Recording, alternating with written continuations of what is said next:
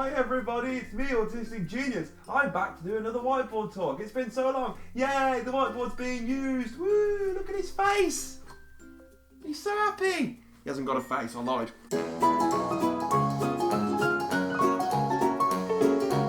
Today, we're talking about something new. The Casper Slide Part 2. That's right, we're gonna get funky. Essentially, dropped my pen. The Pyramid of Autism. Now, the Pyramid of Autism is very simple, just another way of showing all the different things that affect autism. All I've done is taken the triad of impairments and kind of involved all the 4 areas that affect autism. Instead of having the triad and its effect and with 4 areas that affect autism, and you call it the triad of impairments, I've decided just to put them all into one diagram. So the pyramid looks a bit like this. So if we rub out that line, autism goes at the top. So, and basically each of the corners has a different thing that affects autism. So for this corner, I'm going to put social, communication, imagination, and here I'm going to put sensory. Now it's exactly pretty much the same things on the triad, but I've just changed it. The only reason I did this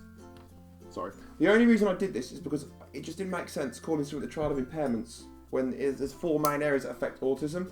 Now, a lot of people on the page have seen this and gone, what about this, what about this, what about this, what about this, what about this?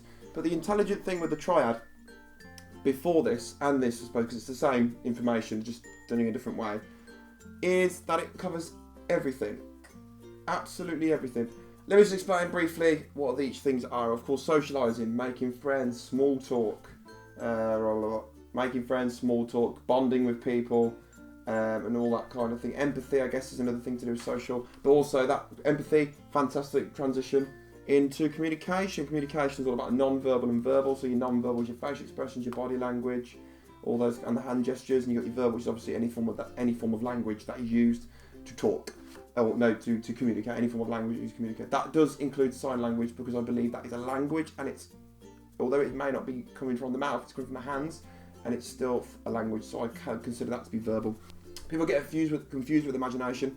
There are two, it can either be imagination or flexibility of thought. The reason why I use imagination is because whenever I explain autism and I talk more in depth, it's much easier to relate things back to imagination than flexibility of thought. So for example, when I talk about empathy and seeing other people's perceptions, I'll go, when an autistic person sees that you're upset and they don't get that you're upset, and there's that, if you feel like they're lacking empathy with you, it's not because they're horrible, it's because they can't imagine how you're feeling. They struggle to imagine how you're feeling, sorry.